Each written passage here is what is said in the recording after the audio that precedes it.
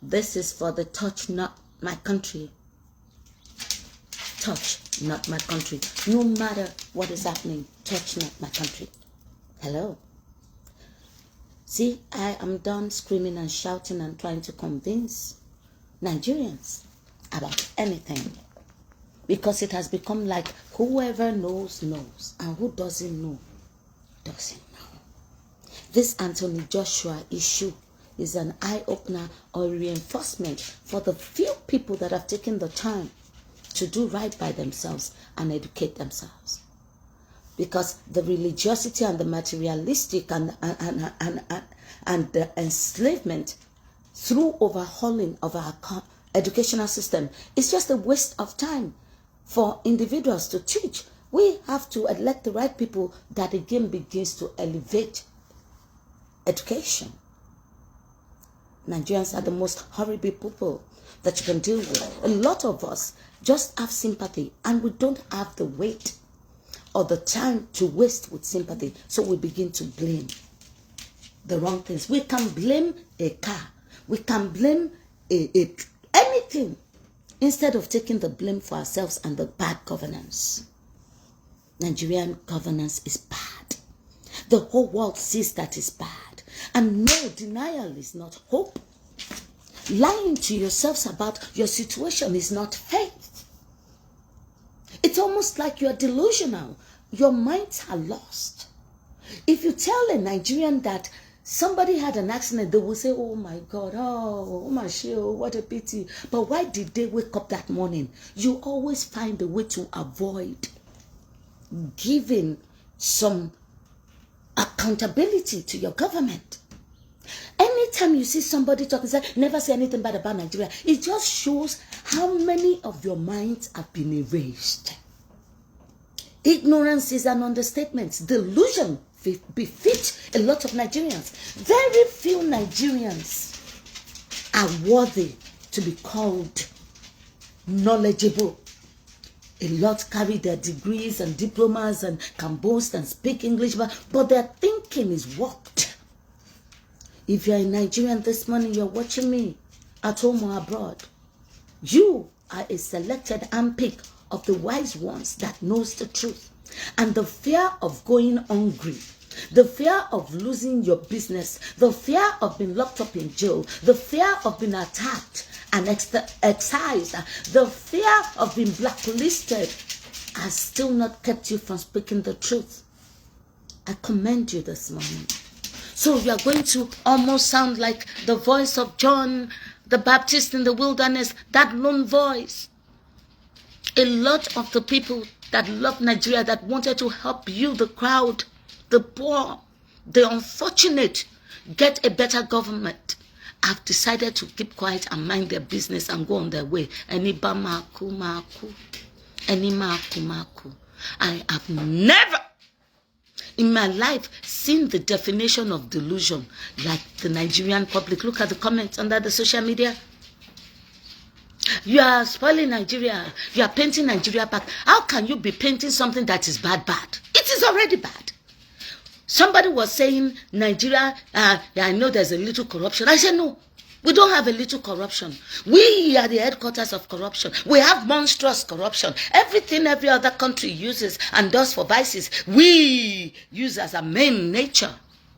If you're in Nigeria, you need to get real. You are in serious trouble. Because your voices are giving your leaders strength. You are so easily buyable. No integrity, no principles. This Anthony Joshua thing is just so sad. No, I'm not an accident expertise. I don't have expert. I'm talking about the soul of the people. The voices that are speaking and the comments underneath them. The lack of being able to want to hold. See, government has no face. You don't know.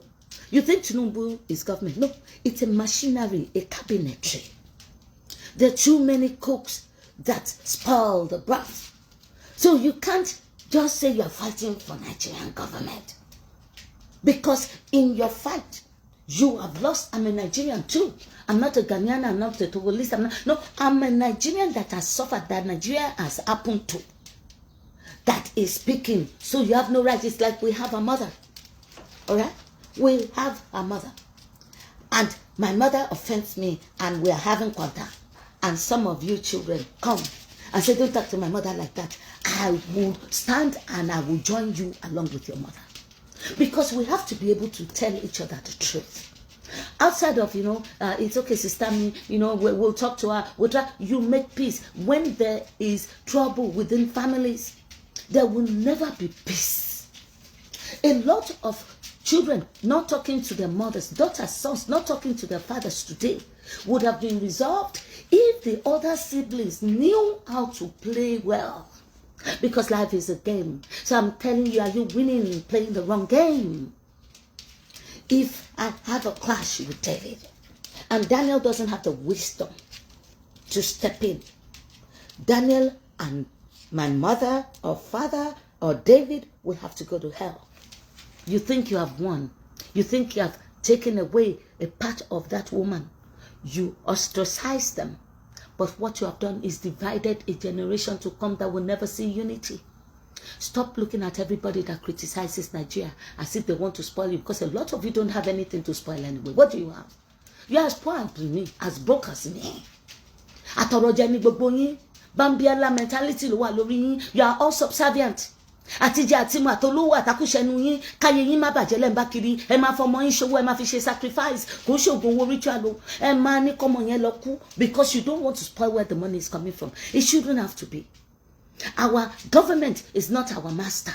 We are not slaves. At least slaves benefits, they get paid. They have a reason for serving a master. You are worse than slaves. You are. Regardless of the gold, the silver, the high-rise mansions, and everything you have. You know where your poverty is? In your mind. In your mind. Most of you are gone. Alone, only God can deliver you. It is no longer scary, because enlightening ourselves, speaking the truth, having integrity, applying wisdom, feeling empathy is a choice. It's not what somebody can do for you from the outside. If I don't step on the soil of Nigeria today, any more time in my life, I wouldn't miss it. Yes, my mother is there. She has a green card. If she wants, she can come. If she chooses to stay with the rest of the children and leave me here, not see me, we'll be talking on the phone. I don't understand how Nigeria works. Every time I try, it requires of me to get a little corrupt, to lose a little bit of myself, to deal with people that have the mindset of slaves, that are waiting for a master. And there's nobody you give the kind of responsibility that weigh the debt that will be able to succeed. Every Nigerian needs to be free. You need to have the mindset. I'm not talking about audacity, because that's all you have. Not confidence, not boldness, not principles. Audacity is saying you are tall when you are short. It's almost like a braggadocious magic in flesh. No, I'm not talking about those things. I'm talking about consistency. I'm talking about evidence-based trials. I'm talking about dignity. We are the most materialistic country in the whole world. Even the poorest of the poor, that doesn't have one couple, is already calculating his life as somebody with 10 billion, and you call it faith. And that's what a lot of you are. And I'm not apologizing. Come on, minions, throws. Go under my page and tell me how much of a bastard Nigerian I am. Then that makes us all bastards. If with the genuinity of heart, the purpose, and the truth, the love that I carry in my heart for Nigeria, you call me a bastard child, that means that all your forefathers are more bastards than I am.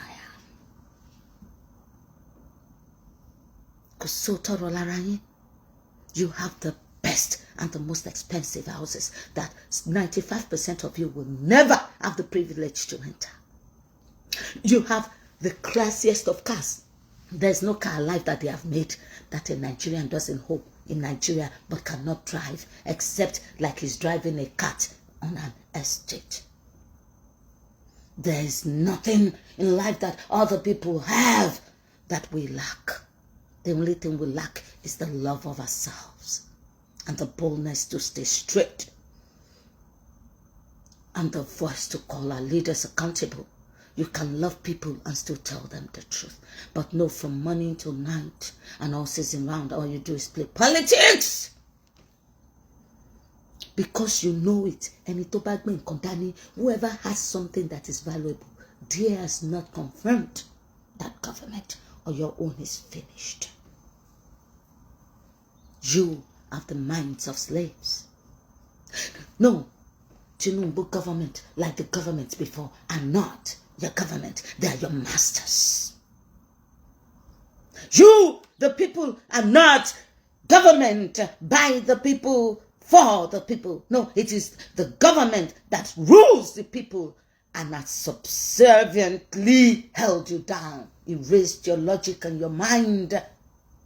Shame on you slaves and your moeru chatty. Papa me share me, my father would offend me. I would find the right composure, the right language to speak. Your senators are making money more than the president of America. Yet you defend them. The time of Buhari, I've never seen how many millions in dollars, not naira, got embezzled. I've never seen in this period cabinetry full of criminals, forgiving bandits, former convicts, people that have served jail terms before, in a cabinet as many as what is on right now. Nepotism at its highest height. The opportunities that your great-great-grandchildren would have saved up to have through you, you sold to this government on tissue paper. And you don't understand what GDP is. You don't understand the value. The day God opens your eyes to understand that people are not selling things too expensive, that people that have booked to come home and you want a chef to attend to you for 35,000 naira a day is not too much. That here it costs between 150 to 1,500 for the same service. The day you learn the worth, the difference in the value of our naira, the day your common sense awakens you and you know the value of paper and toilet roll, would be the day God begins to deliver you. This is paper. This is toilet roll. Toilet roll is not as valuable as paper. The naira is the cheapest thing around the world. It doesn't matter how hard you work, how much you steal, you will never feel the worth of the money. Olówó mama ní owó lọ sí ní tálíkà yín nígbèrí. Do you know what that means? The middle class is a decorative. It doesn't exist. The rich and connected will continue to be rich. Even though their wealth, they're paying at 100 times rate what other countries are paying. But they will continue to be rich. And your children, your future, will never have the opportunity to join them unless they can fuck them from the back, unless they can cheat, unless they can be used as weapons of destruction, unless they can kill for them. You, the poor that some of us are fighting for, you say no, you are not deserving to live a good life. You say classism should destroy you. You say no, your generations should be ready-made, weaponized, deadly tools, because that is what you are. Because your leaders have no mercy.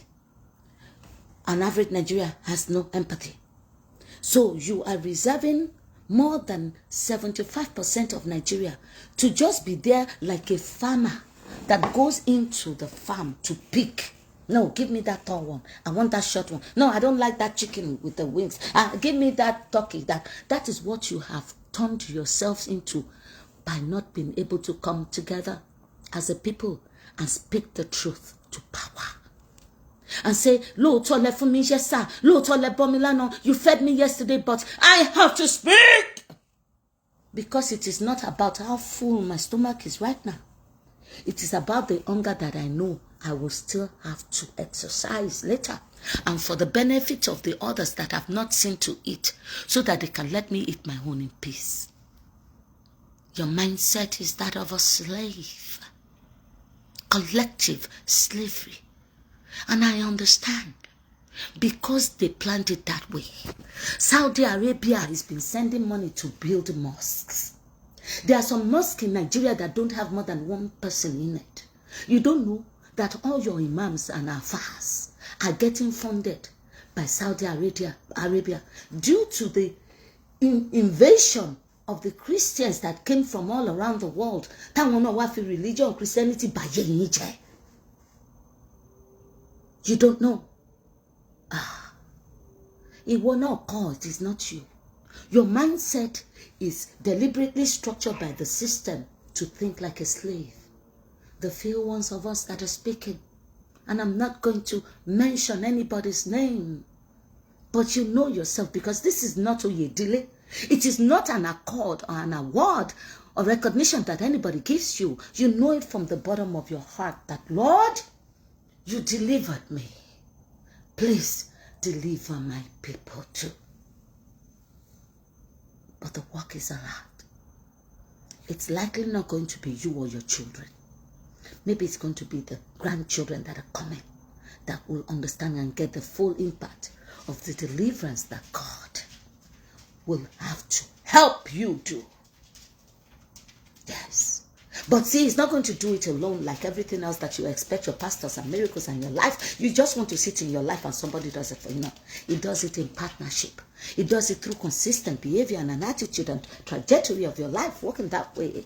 Loyalty, honesty, integrity, progress, deliverance does not happen outside of us. It happens from within us. It happens because we pursue it. It happens because we hate our lives without those qualities. And you decide, if I die, I die. That's how the freed mind of those that know freedom, that is how it works. It doesn't work on conditions. It doesn't work. Even God says, I've not given you the spirit of fear, but of love. Love, of kindness, boldness, and of power. Oh my shoe.